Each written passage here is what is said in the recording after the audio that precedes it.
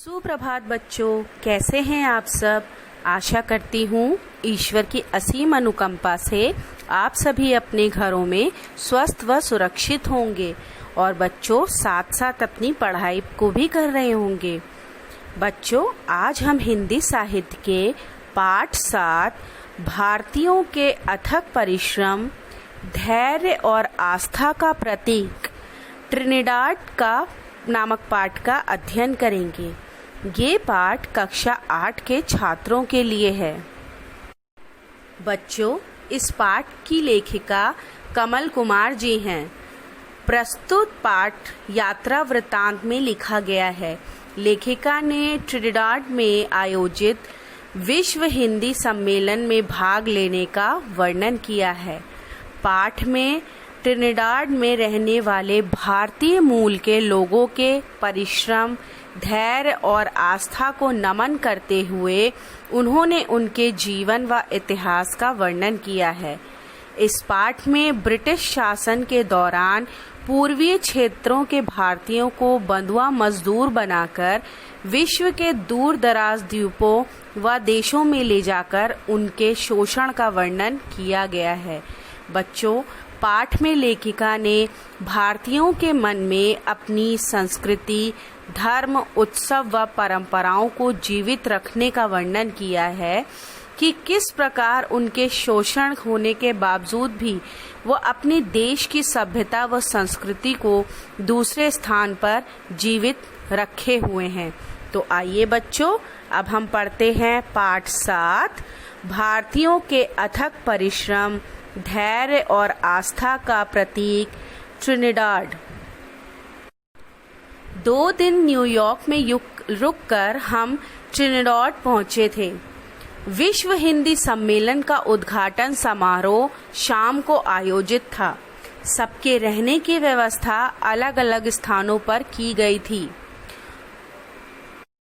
सुरेश, ऋतुपर्ण, अरुणा गुप्ता और मैं हिंदी निधि के अध्यक्ष श्री चनका सीताराम और उनकी पत्नी इंदिरा के घर ही रुके थे। 3 स्तरों पर बना उनका घर महल नुमा था। हरियाली से घिरा ये घर पहाड़ी पर स्थित था। घर के कार्यों के लिए पूरा स्टाफ था। स्टाफ में सभी के पास अपनी कारें थीं। एक आत्मीय और सम्मानजनक अनुशासन था। भारतीय परिवारों से अलग, एकदम अलग वातावरण और मालिक तथा काम वालों के बीच का रिश्ता।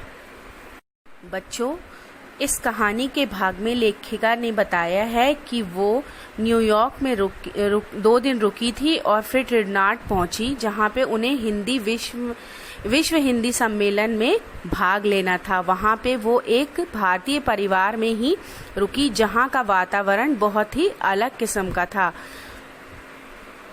तो आइए बच्चों, अब आगे का अध्ययन करते हैं।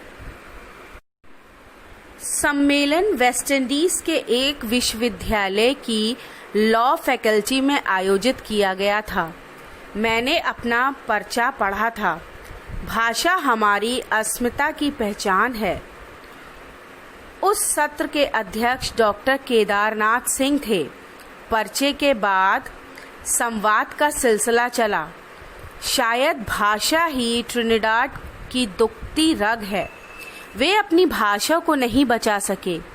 भारतीय संस्कृति, परंपराओं, रीति रिवाजों, व्रतों, उत्सवों, आस्थाओं, मूल्यों, धर्म और इतिहास से गहरे जुड़े ये लोग अपनी भाषा को सुरक्षित नहीं रख पाए।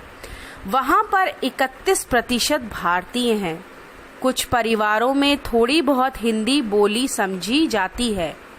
बाकी सभी अंग्रेजी भाषा का ही प्रयोग करते हैं। बच्चों, कहानी के इस भाग में उन्होंने बताया कि वेस्ट इंडीज के एक विश्वविद्यालय की लॉ फैकल्टी में यानी लॉ विभाग में इस सम्मेलन का आयोजन किया गया था। वहाँ पे उन्होंने भाषा को ही मुख्य बिंदु माना था, जिसमें उन्होंने बताया कि ट्रिनिडाड की जो दुखती रग है, जो वहाँ का मेन कष्ट जो है वो है वहाँ वो भाषा को, अपनी भाषा को संरक्षित नहीं कर पाए थे। वहाँ पे 31% भारतीय उस स्थान पे रहते थे, परंतु बहुत ही कम परिवार के लोग हिंदी भाषा को बोल और समझ पाते थे। तो आइए बच्चों, अब आगे का अध्ययन करते हैं।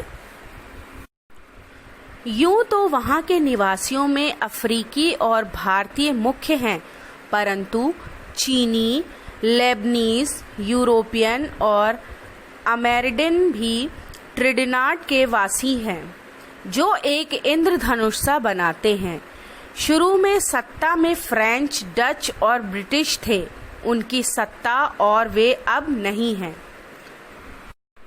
सम्मेलन के बाद जो भी समय मुझे मिलता, मैं वहाँ पर बसे पूर्वीय भारत से आए भारतीयों, उनके पुरखों, उनके जीवन, महत्वाकांक्षाओं और उनकी सफलताओं के बारे में चर्चा करती थी।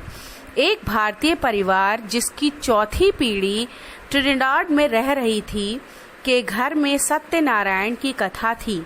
मैं वहाँ गई थी। उस परिवार के सबसे बुजुर्ग रामधन लगभग 100 वर्ष की उम्र के थे।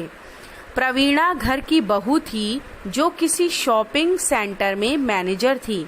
उसकी 2 लड़कियां और 1 लड़का ट्रिनिडाड के बाहर विदेशों में पढ़ रहे थे। उनके घर में एक छोटा मंदिर था, जिसमें हिंदू देवी देवताओं की मूर्तियां थी। घर बहुत बड़ा और सजा हुआ था। बच्चों, कहानी के इस भाग में लेखिका ने बताया कि जब उन्होंने हिंदी सम्मेलन को अटेंड कर लिया, उसके बाद वो वहाँ पे रहने वाले, जो वहाँ पे पूर्वी भारत से आए भारतीय थे, जो वहाँ पे कई सालों से, सदियों से रह रहे थे, वहाँ पे उनके घरों पे मिलने के लिए गई। वो एक परिवार में गई, जहाँ पे सबसे बुजुर्ग जो थे उस परिवार के लगभग 100 वर्ष के थे। उनके घर में हिंदुस्तानी सभ्यता को देखकर वो बहुत प्रसन्न हुई। तो आइए बच्चों, अब आगे का अध्ययन करते हैं। प्रवीणा ने बताया कि अब सबका एक सपना लगता है।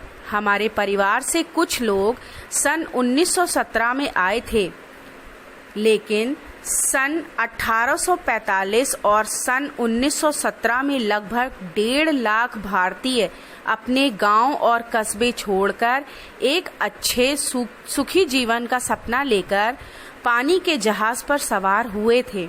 उन्हें तब नहीं पता था कि वे बंधक मजदूर बनकर जा रहे हैं, जिन्हें गन्ने की खेतों में काम करने के लिए ले जाया जा रहा है। उन्हें ट्रिनिडाड पहुंचने में 3 महीने का समय लगा था। उनकी यात्रा की यंत्रणा कल्पना से भी परे थी। जहाज पर कपकपाती ठंडी हवाओं, बीमारी और दुर्व्यवहार से बहुत से लोग मर गए थे। कुछ ने आत्महत्या कर ली थी। 3 महीने बाद लोगों ने जब नेल्सन टापू की ऊबड़ खाबड़ जमीन का स्पर्श किया, तो वह उन्हें आनंदित कर रहा था। छोटी किश्तियों और छोटे जहाज़ों में बैठकर उन्हें फिर से आसपास की एस्टेट, कारथनाट, फिलिपाइन, कारथनाट, सेजर हिल आदि स्थानों पर भेज दिया गया। बच्चों, कहानी के इस भाग में लेखिका को प्रवीणा के घर पे जहाँ लेखिका गई थी, उन्होंने पूर्वीय भारत से आए भारतीयों के बारे में पुरानी कथा बताई कि किस प्रकार से वहाँ पे लोगों को बंधक के रूप में लाया गया था। तो आइए बच्चों, अब आगे का अध्ययन करते हैं। मैं जनवाड़ी की संपादक सविता बुद्धू से मिली थी। वे कई पुस्तकों की लेखिका, भारतीय परंपराओं, रीति रिवाजों की प्रवक्ता और स्त्री अधिकारों को लेकर सजग हैं। उन्होंने बताया कि ट्रिनिडाड के दक्षिण में स्थित एक कैरेबियन टापू है।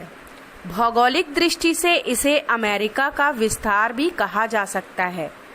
यहाँ की प्रकृति उदार है। एक तरफ घने जंगल हैं, दूसरी ओर पर्वत श्रृंखलाएं हैं, जो उत्तरी कोस्ट तक चलती जाती है।